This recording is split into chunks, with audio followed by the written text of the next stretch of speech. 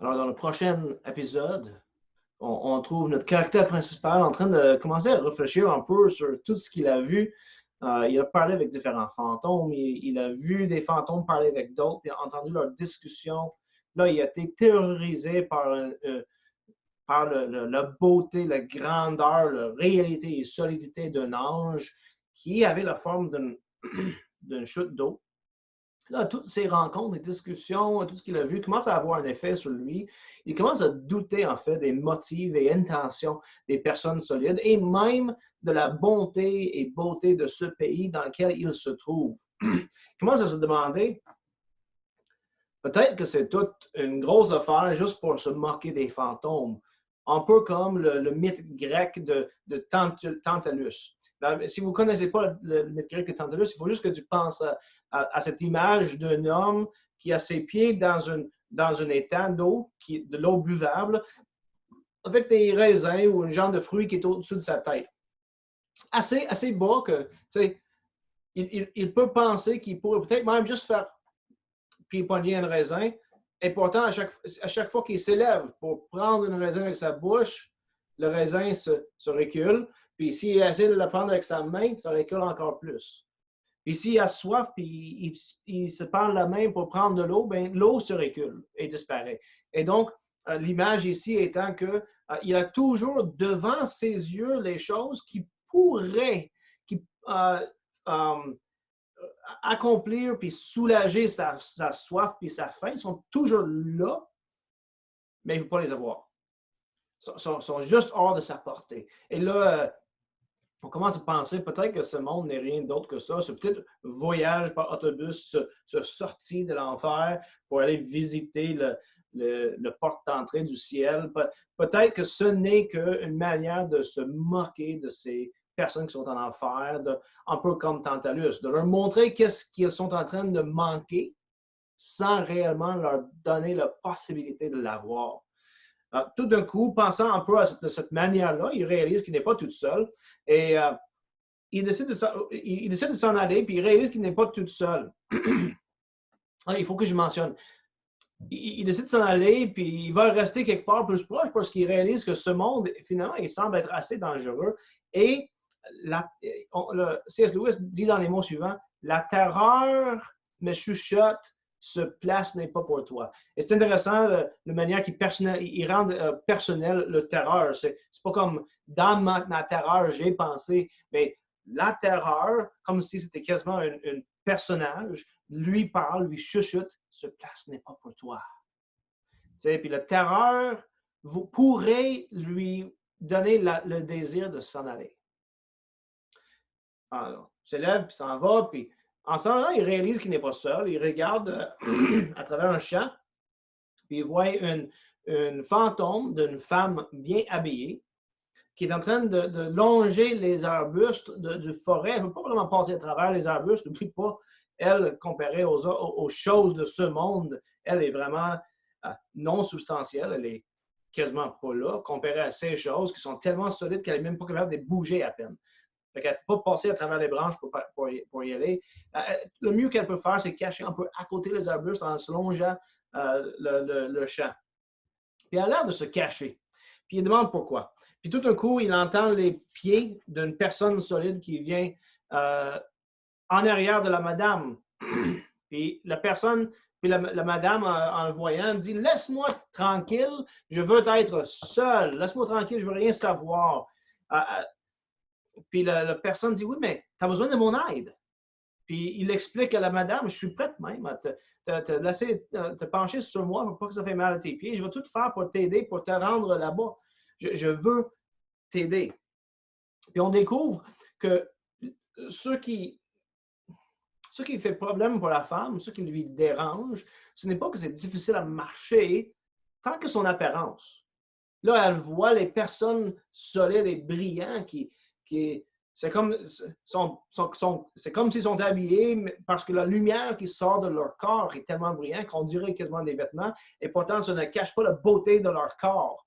Puis comparé à elle-même, qui est une fantôme à peine présent, on peut voir à travers sa face est laide comparée à eux autres. elle devient embarrassée et complexée de son apparence quand elle compare avec les personnes solides.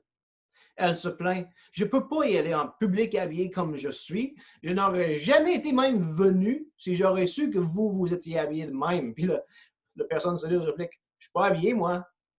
Puis ça réplique à elle, non, c'est pas ça que je veux dire. Vous êtes solide. On me voit à travers. Si je pars là-bas, ils me verront. Je préfère même mourir. Ce qui fait ressortir la réponse, mais tu es déjà mort. Tu ne pourrais pas vraiment être pire que dans l'état que tu es présentement. Tu es pas mal au fond du baril. Tu es déjà mort. Tu ne peux pas mourir parce qu'elle te voit. Puis ça fait que la femme elle est désespérée. C'est quoi même? Pourquoi même on est né? Elle lamente sa vie même. Puis la réponse est importante. On est né pour quoi? Pour le bonheur infini. C'est à ta portée. Il s'agit juste que tu rentres dedans. Tu peux l'avoir n'importe quand, ce bonheur infini. Il s'agit de rentrer dedans. Et juste là.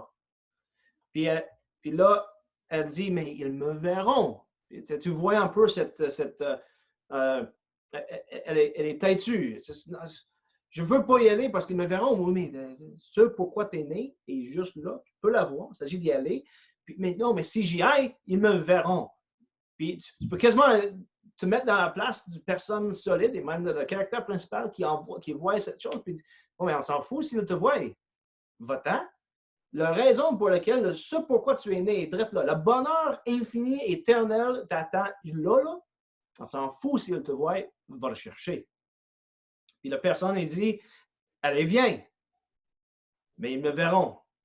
Puis lui, il dit une phrase très importante, très intéressante. Si tu venais avec nous, ça ne te dérangerait plus après un période de temps. Tu vas devenir en fait plus solide. Sur Terre, vous rappelez, il y avait des choses qui étaient trop chaudes pour toucher, ça brûlait si on les touchait, mais on pouvait les boire. Tu t'en rappelles, puis tu peux penser, mettons, un bon café ou une thé, que si tu mets ta main dedans, ça peut brûler. C'est pour ça qu'on a avec la tasse quelque chose pour nous permettre de tenir la tasse au lieu de... parce que c'est trop chaud sinon. Mais on peut le boire, puis ça ne brûle pas. Puis en fait, ça fait du bien. Il dit, la honte est comme ça. Si tu la bois, ça peut te nourrir, faire d'autres choses avec et ça va te brûler. Et on commence à voir c'est quoi qui est en train de se passer ici. Cette femme est complexée et embarrassée par son apparence. Ils me verront à travers. Elle a honte. Et la personne solide est en train de dire, non, mais il faut que tu avales ton orgueil, accepte la cause de ta honte et viens. Laisse-le de côté ton orgueil. Il dit, si tu acceptes la honte, ce que ça dit de toi, avale ton orgueil et avance, tu vas grandir, tu vas devenir plus solide. Fais n'importe quoi d'autre avec ta honte. Préférer garder ton orgueil que de lâcher, tu vas te blesser. Et là, on a une étincelle d'espoir. Tu veux dire, puis là, on a l'impression qu'elle va dire quelque chose, puis la personne, il dit oui, allez, viens. Essayez! Puis, d'un moment, juste de même, l'espoir disparaît. Non, je ne peux pas créer le fantôme. Tu me demandes de faire quelque chose que je ne peux pas faire. C'est au-dessus de moi. C'est impossible. Je ne veux pas qu'on me voie et qu'on me voie à travers. Et la personne solide lui regarde et dit, ami, pas dessus. C'est seulement pour un moment. Fixez vos pensées sur quelque chose autre que sur toi-même. Puis, tu entends cette phrase, peux-tu pour un moment, c'est seulement juste un moment, peux-tu pour un moment fixer vos pensées sur quelque chose d'autre que juste toi? Ça sonne quasiment violent comme expression, c'est quasiment méchant. Mais on a ciblé directement le problème. Et c'est un problème que nous avons tous jusqu'à un certain point. On pense trop à soi-même et pas à quelque chose d'autre, à d'autres choses. Notre orgueil, l'orgueil de ce fantôme est visé par cette phrase, par cette question. Et c'est cet orgueil qui l'empêche de pouvoir aller au ciel et recevoir le bonheur infini. La honte que nous avons, le fait de ne pas se penser à l'auteur des autres, les autres sont meilleurs que moi, je suis pire que eux autres, de se penser trop méchant, pas assez intelligent, pas assez beau, peu importe, peu importe comment on l'exprime, cette notion que s'il me verrait comme je le suis vraiment, il ne voudrait rien savoir de moi. Dans un certain sens, c'est déjà un début, on se reconnaît que non, okay, je suis pas à l'auteur, je suis pas assez bon, je suis pas assez juste, je suis pas assez beau ou intelligente. Et c'est bon d'avoir cette humilité. Sauf que si le problème, c'est que cette humilité devient l'orgueil quand que ça nous empêche d'aller vers ce qui est vraiment pour nous. Et là, la personne solide va dire, OK, il n'y a donc qu'un seul autre recours.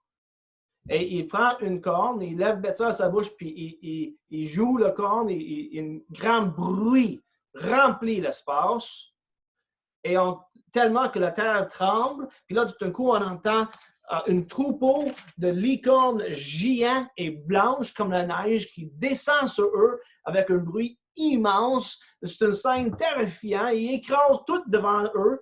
Puis là, on court. Le caractère principal court vers la forêt pour se protéger. Puis en retournant en arrière, il semble voir une scène spéciale, c'est-à-dire, il semble peut-être voir le fantôme de la femme bien habillée courir vers la personne solide pour se protéger. Il n'est pas sûr, parce qu'il a vu juste en fuyant, mais peut-être elle est courue vers lui pour se protéger. Qu'est-ce qui s'est passé dans cette scène? Lui, il s'en va, il n'entend plus d'autres discussions et il ne sait plus qu'est-ce qui se passe par la suite. Qu'est-ce qui se passe? Des licornes géantes blanches comme la neige qui descendent au-dessus après avoir joué la corne, c'est son dernier recours. C'est la terreur totale. C'est quoi qui se passe ici?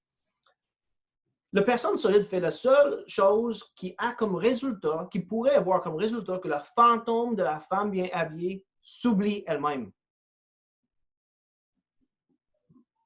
C'est drôle un peu, hein, le contraste qu'on a ici. C'est le fantôme d'une femme bien habillée, mais qui a peur qu'on voit à travers elle. Elle réalise que, étant bien habillée, elle n'est pas en fait habillée comme elle devrait être. Elle a honte de son apparence, pas juste son apparence, mais de elle-même. Ils me verront à travers. Et cette honte, qui est en fait l'orgueil, l'empêche de pouvoir atteindre ce pourquoi elle est née, le bonheur infini. Et c'est quoi le seul recours? La terreur. Vous vous rappelez au départ, quand on commençait à parler de cette scène, la scène commence avec la réflexion que ce monde est trop réel pour moi, c'est donc bien dangereux, et une terreur me chuchote, tu n'es pas faite pour ce place.